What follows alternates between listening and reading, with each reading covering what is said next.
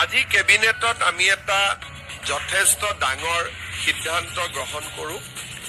আপোনালোকে জানে যে ইমান দিনে NPS, OPS ৰাজ্য চৰকাৰৰ কৰ্মচাৰীসকলৰ বাবে এটা আলোচনাৰ বিষয়বস্তু আছিলে।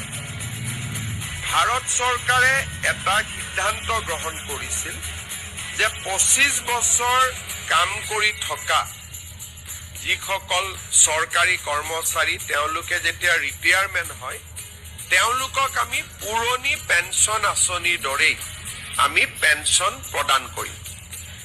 আৰু যিসকলে 10 বছৰ কাম কৰি তেওঁলোকে ৰিটায়াৰমেণ্ট হ'বলগা হয় তেওঁলোকৰ কাৰণেও আমি পেঞ্চনৰ ব্যৱস্থা কৰিম। আৰু পেঞ্চনৰ লগতে তেওঁলোকে DA আদিও লাভ কৰিব। আৰু এই নতুন স্কিমটোৰ নাম দিছিলে ইউনিফাইড পেঞ্চন স্কিম। তাৰমানে OPS আৰু NPS দুইটাৰে সামঞ্জস্য ৰাখি ভাৰত চৰকাৰে চৰকাৰী কৰ্মচাৰীসকলক নিশ্চিতভাৱে পেঞ্চন প্ৰদান কৰিবলৈ ইউনিফাইড পেঞ্চন স্কিম আৰম্ভ কৰিছিল। দেশৰ 4খন ৰাজ্যই ইউনিফাইড পেঞ্চন স্কিম এতিয়ালৈকে গ্ৰহণ কৰিছে। আজি আমাৰ ৰাজ্য চৰকাৰেও এই ইউনিফাইড পেঞ্চন স্কিম অসমৰ চৰকাৰী কৰ্মচাৰীসকলৰ বাবে এডপ্ট কৰে। ইয়াৰ ফলত ৰাজ্যত বহু দিনৰ পৰা চলি থকা NPS আৰু OPSৰ বিতৰ্ক সামৰণি পৰিব। যিসকলে NPSত থাকিব খোজে, বিশেষকৈ যিসকল ডেকা ল'ৰা নতুনকৈ নিযুক্তি হৈছে তেওঁলোকে NPSতে বেনিফিট বেছিকৈ পাব UPSতকৈও। কিন্তু আমি দুইটা অপশ্যন তেওঁলোকৰ বাবে খুলি দিছো যে তেওঁলোকে নিজে বিচাৰিলে NPSতো থাকিব পাৰিব বা তেওঁলোকে UPSতো যাব পাৰিব। UPSলৈকে যোৱা মানে তেওঁলোকে নিশ্চিত পেঞ্চন OPSৰ লোকসকলে যেনেকে পাই আছিলে ওল্ড পেঞ্চন স্কিমৰ UPSত গ'লে তেওঁলোকে নিশ্চিতভাৱে পেঞ্চন লাভ কৰি থাকিব।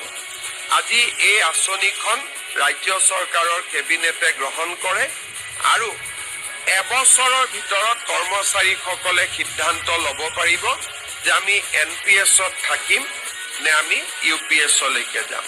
ইয়াৰ ফলত ৰাজ্যত চলি আজি কেবিনেটত আমি এটা যথেষ্ট ডাঙৰ সিদ্ধান্ত গ্ৰহণ কৰোঁ।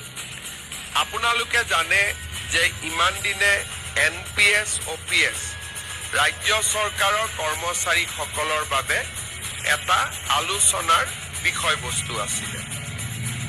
ভাৰত চৰকাৰে এটা সিদ্ধান্ত গ্ৰহণ কৰিছিল যে 25 বছৰ কাম কৰি থকা যিসকল চৰকাৰী কৰ্মচাৰী তেওঁলোকে যেতিয়া ৰিটায়াৰমেণ্ট হয় তেওঁলোকক আমি পুৰণি পেঞ্চন আঁচনিৰ দৰেই আমি পেঞ্চন প্ৰদান কৰিম। আৰু যিসকলে 10 বছৰ কাম কৰি তেওঁলোকে ৰিটায়াৰমেণ্ট হ'বলগা হয় তেওঁলোকৰ কাৰণেও আমি পেঞ্চনৰ ব্যৱস্থা কৰিম। আৰু পেঞ্চনৰ লগতে তেওঁলোকে DA আদিও লাভ কৰিব। আৰু এই নতুন স্কিমটোৰ নাম দিছিলে ইউনিফাইড পেঞ্চন স্কিম। তাৰমানে OPS আৰু NPS দুইটাৰে সামঞ্জস্য ৰাখি ভাৰত চৰকাৰে চৰকাৰী কৰ্মচাৰীসকলক নিশ্চিতভাৱে পেঞ্চন প্ৰদান কৰিবলৈ ইউনিফাইড পেঞ্চন স্কিম আৰম্ভ কৰিছিল। দেশৰ 4খন ৰাজ্যই ইউনিফাইড পেঞ্চন স্কিম এতিয়ালৈকে গ্ৰহণ কৰিছে।